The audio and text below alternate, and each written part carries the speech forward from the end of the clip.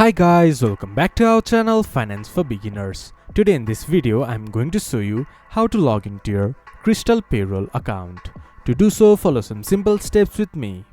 First of all, open your browser, then go to your default search engine. Then search Crystal Payroll Login. Scroll down a little bit, then click to if you have an employee account or your employee account. Click to any one of these, then you will be redirected to a login page. There, enter your company code, your user code and your password. Once you have entered your login credentials, click to login.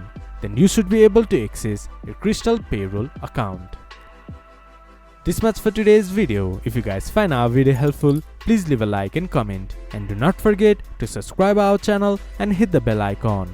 I'll see you guys again in our next video. Thank you for watching.